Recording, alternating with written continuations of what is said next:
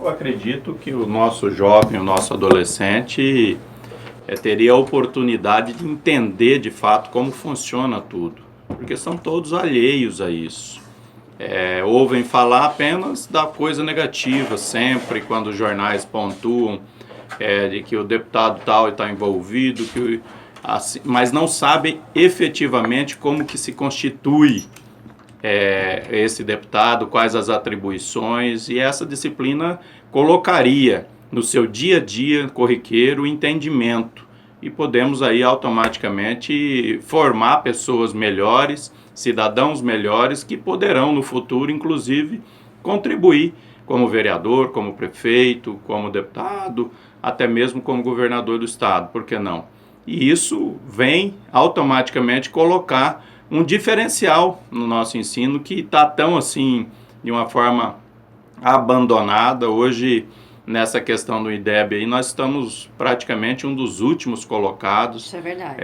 E precisamos melhorar tudo isso. E eu acho que o conhecimento nunca é demais e cabe aí, obviamente, ao governo do Estado, à Secretaria de Educação, ter o mesmo entendimento do deputado, sancionar essa lei, fazer com que essa disciplina adentre as salas de aulas e, consequentemente, nós vamos só melhorar a condição de vida das nossas crianças. Na Assembleia Legislativa, como os colegas receberam? Muito bom, a receptividade boa, eu acredito que não terá problema nas comissões e também no plenário. Vai ser aprovada e, consequentemente, daí cabe a sanção do governo. Esse é o problema, né, deputado? Falando aí em sanção do governo, semana passada o senhor ficou bastante nervoso com relação a um combinado aí com o próprio governador, também com relação à educação.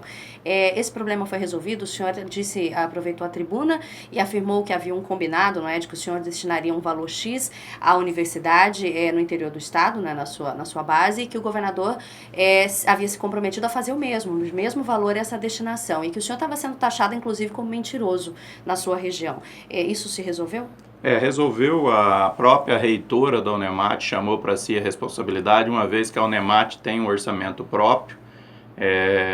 E na conversa com o governador, ele foi, assim, de certa forma, convincente nas explicações, porque diante de tanta situação constrangedora que está se passando na área da saúde, por exemplo, hospitais fechando as portas sem estar recebendo, ele falou: Oscar, eu tive que optar, tirei um pouco daqui para tentar resolver ali. Então está meio desse jeito, infelizmente, o nosso estado, vivendo um momento extremamente delicado, onde ele priorizou naquele momento a questão da saúde em detrimento da educação.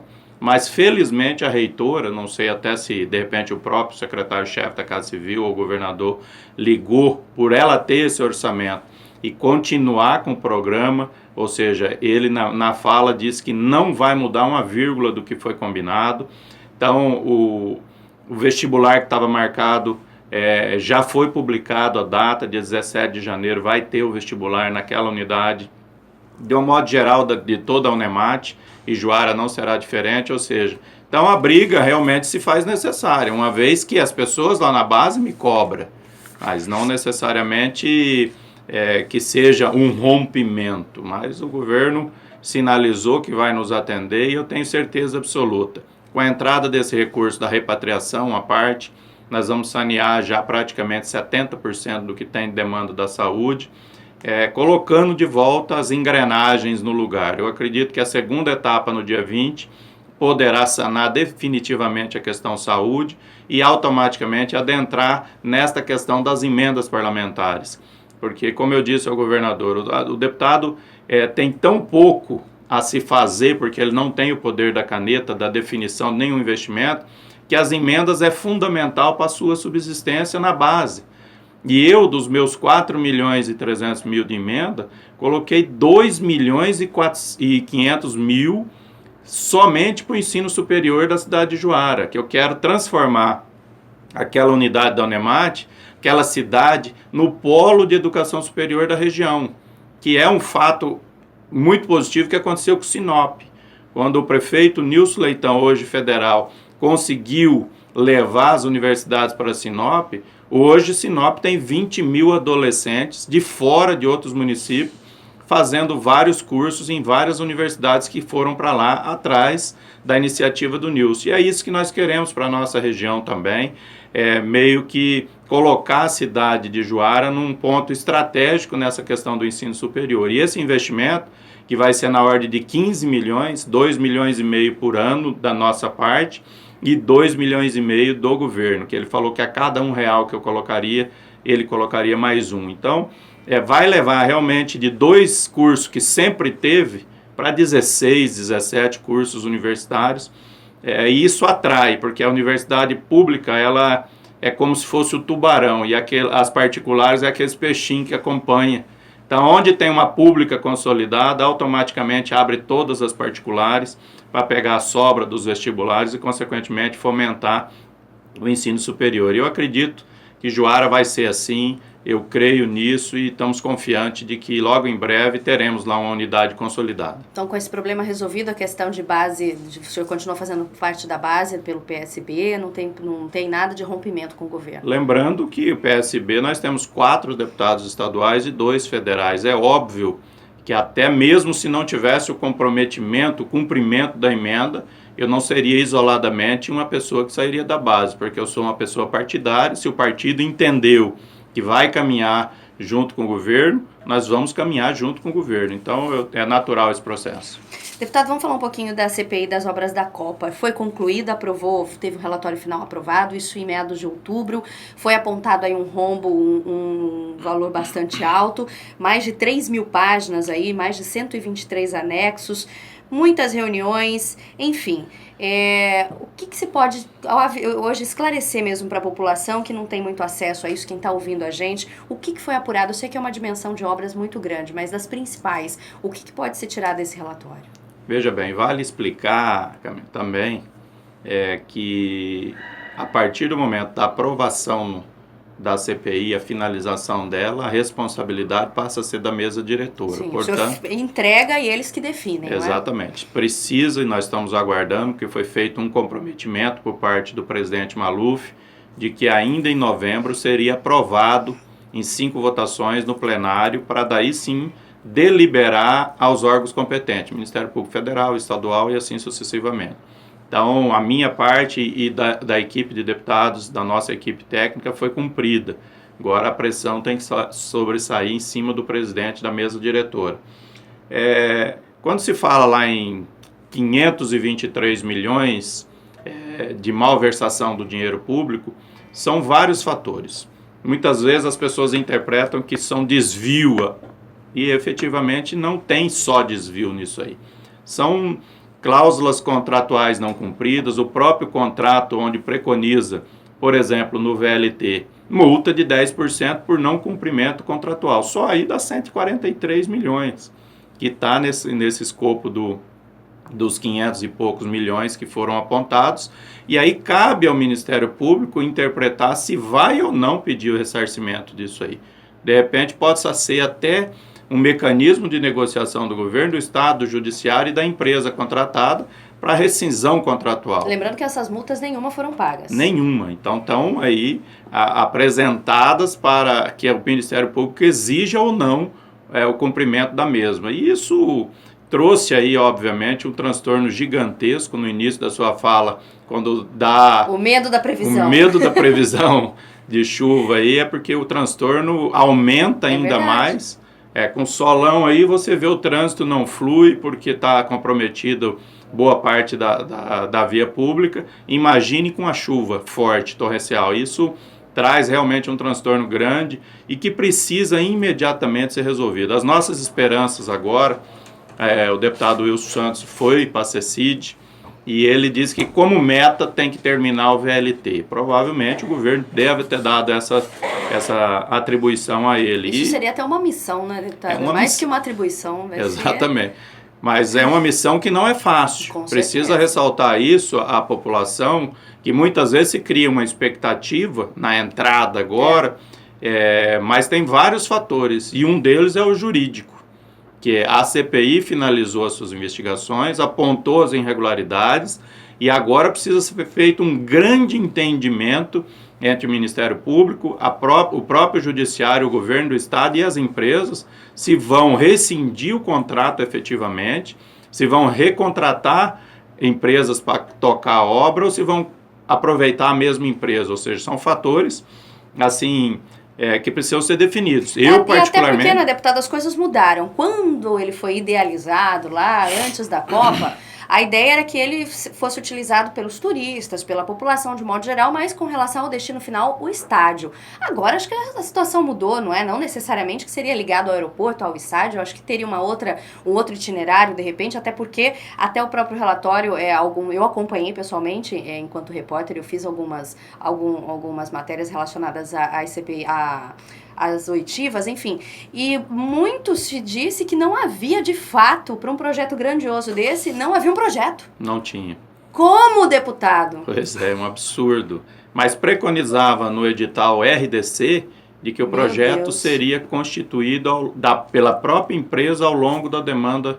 Ou seja, esse tal de RDC não funciona. Não. Isso foi uma tragédia para o nosso estado, um prejuízo sem tamanho. Então agora o Wilson está com essa batata quente na mão. Literalmente. E que precisa resolver. Agora, tem que explicar à população de que realmente essa questão jurídica precisa desenrolar para ele conseguir efetivamente iniciar o processo de reconstrução do VLT, que pode, como você disse, ser priorizado de forma diferente. Vai ser lá do aeroporto até aqui no centro governamental, ou seja, no CPA. É porque chega de promessa, não é? Chega de promessa que vai só iludir, vai ligar a cidade inteira, não vai. Não vai, esquece. Eu acredito que até aquela área do Cochipó se inviabilize, uma vez que aquele viaduto lá da UFMT, ele tem um ângulo que não é o ângulo que o VLT consegue transitar. Bizarro. Então, quer dizer, teria que voltar aos 60 metros que foram tirados daquele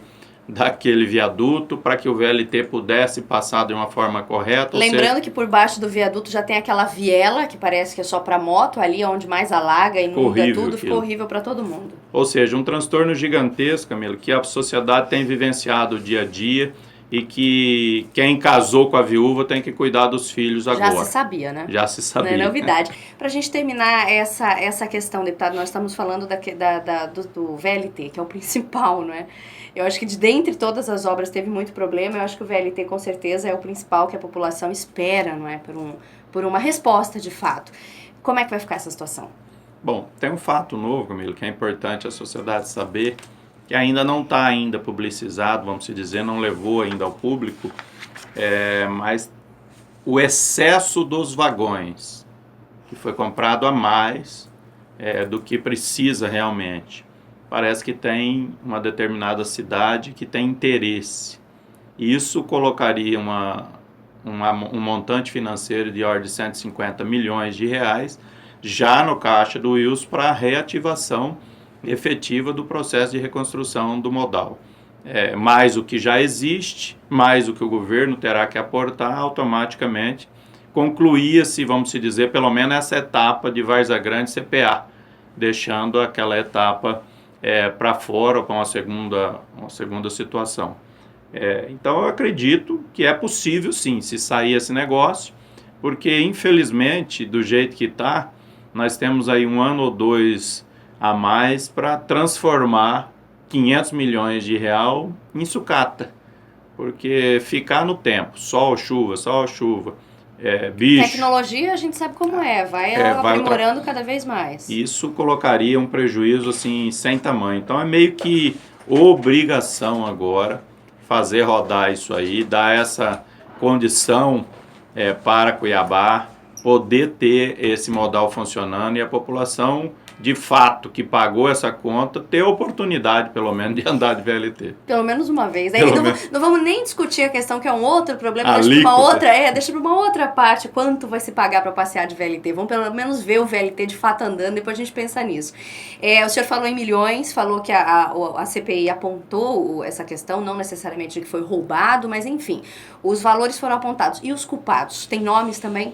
Olha, dentro do rol dos culpados, nos 7 políticos envolvidos, obviamente o governador do estado, que é o ordenador de despesas, o secretário Maurício, agentes públicos como ex-deputado Zé Riva, que na minha opinião foi o lobista disso tudo, Ienes, Carlos Brito, Éder Moraes, ou seja, são 7 pessoas que foram apontadas como os responsáveis principais, e 96 agentes públicos que foram coniventes com isso tudo.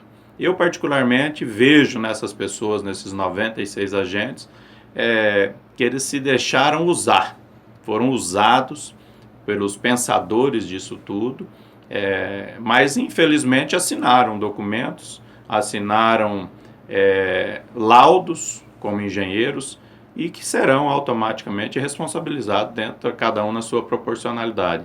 Mas, infelizmente, aqueles que estavam ali dependendo da manutenção do seu cargo e que, se não o fizesse, aquela assinatura poderia ser excluída e substituído, hoje podem pagar um preço que na época não pensaram na responsabilidade que teriam, mas os agentes principais são esses 7 que eu pontuei inicialmente. O engraçado, eu acompanhei algumas oitivas, é que ninguém sabia de nada, né, deputado? O senhor deve ter prestado bastante atenção nisso, nesse depoimento. Não, foi fulano que assinou, não, eu já tinha saído, eu não estava lá, ou eu fui passear, ou eu fui ao banheiro. Ninguém estava lá. O impressionante é que parece que para montar o VLT, não sei se você estava na oitiva de uma pessoa que fez os orçamentos.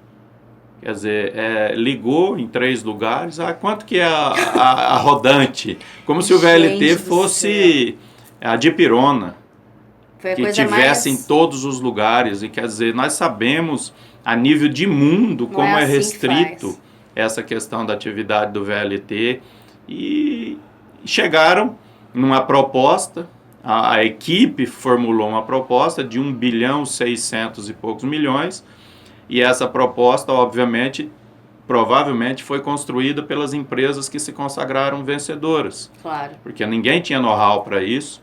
E aí é que tem o grande jogo de planilhas, porque quando se ganhou a licitação por 1,470, já sabia que dentro daquele rol de coisas contratualizadas, o que não se faria.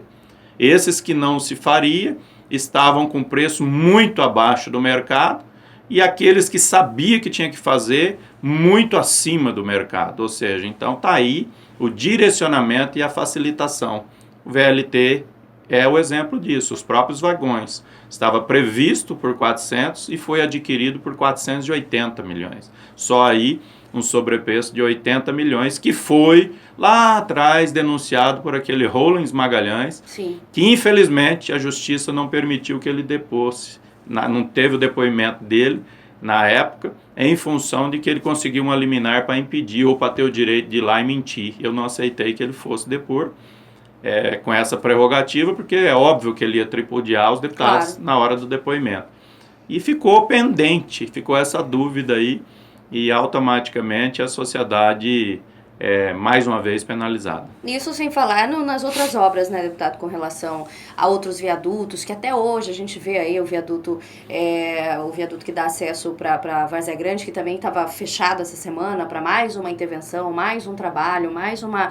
E, gente, é um tipo de obra, aconteceu inclusive em Belo Horizonte, que se desaba, são vidas, não é? Mata muita gente. Então, assim, a gente ficou muito feliz, né, por ter obras desse porte, mas em compensação você passa em alguns locais, assim, com medo. Aqui o viaduto da Cefaz, que agora também pode mudar de nome, né? Tem essa outra polêmica, né? Porque o nome dele de verdade é que a gente acaba nem falando, mas o nome é uma homenagem ao ex-secretário Nadaf, mas enfim, é outro que a gente também ficou um tempão com medo de passar.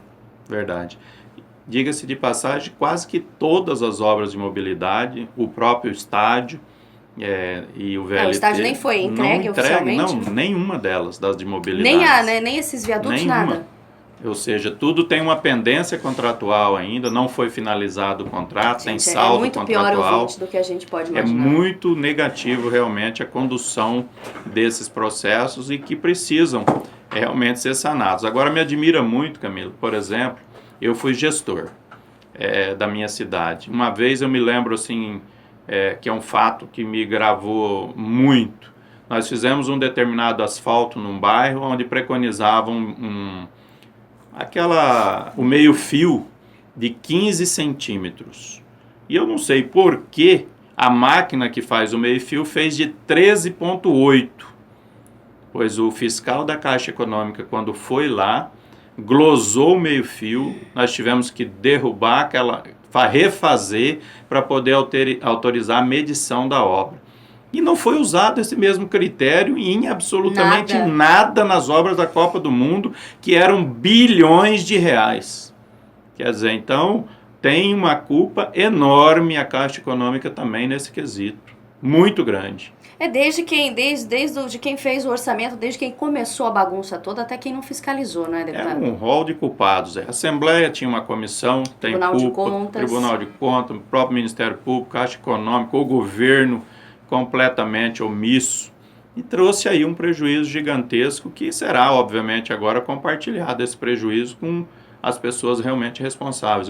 Eu acredito que tanto o Ministério Público Federal ou Estadual não vão aliviar a barra de ninguém. A expectativa é que não passe desse ano. Esse ano é passado, o relatório é entregue pela comissão. Como eu disse, a expectativa é que o presidente Maluf coloque em votação, porque precisa ser aprovado em 5 sessões, para que daí sim encaminhe aos órgãos competentes. Só para deixar claro, né? Porque senão o ouvinte, a gente já está tão acostumado, deu pizza, acabou, não deu nada. Acabou, não é essa a questão, Essa né? CPI eu acho que é uma das únicas que já teve no Parlamento Estadual, onde não teve um direcionamento nem para a esquerda nem para a direita. Muita retidão, os parlamentares estão de parabéns e a equipe técnica muito coerente e responsável fez um belíssimo trabalho, nunca feito antes.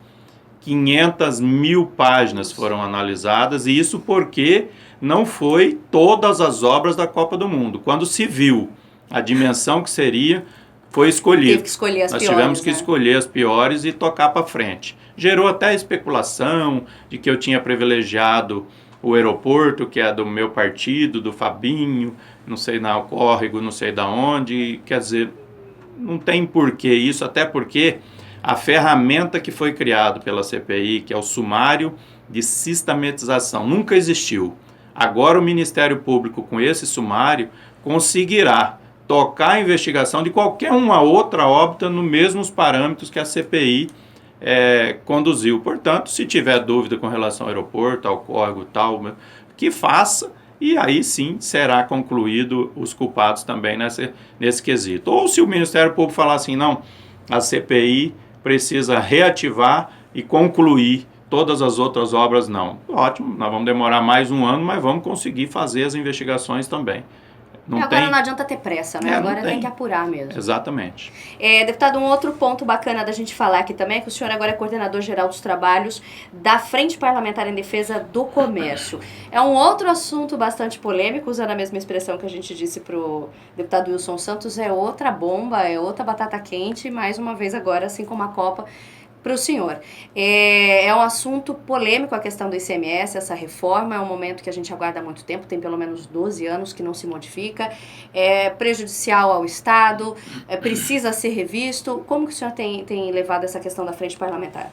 Vale ressaltar, e é importante que se diga aqui para a população, como surgiu. É a única frente parlamentar em defesa do comércio do Brasil, é a única. Eu acho que depois de Mato Grosso, outras cidades virão, porque é um setor que representa uma arrecadação extraordinária nos cofres públicos em cada um dos estados e que precisa realmente ter uma atenção do parlamento estadual, uma vez que não é o caso específico do governo do estado de Mato Grosso. Todos os governos acabam meio que mudando a regra do jogo nos 45 do segundo tempo sem avisar os jogadores, ou seja, que são os comerciantes. E essa frente terá a missão de, depois de aprovada a reforma, que é uma batata quente, como você disse, que está sendo debatido amplamente, na manutenção dessa frente periodicamente, ou seja, qualquer eventual mudança que for ocorrer nas regras do jogo, primeiro a frente tem que participar das discussões com a Secretaria de Fazenda e fazer a interlocução com os setores do comércio, ou seja, para não ter decreto de goela abaixo, normativa de goela abaixo, ou seja, insegurança jurídica. Foi a missão da criação da frente, que a FEComércio, a FCDL, todos, na época que fizeram esse pedido e nós adotamos.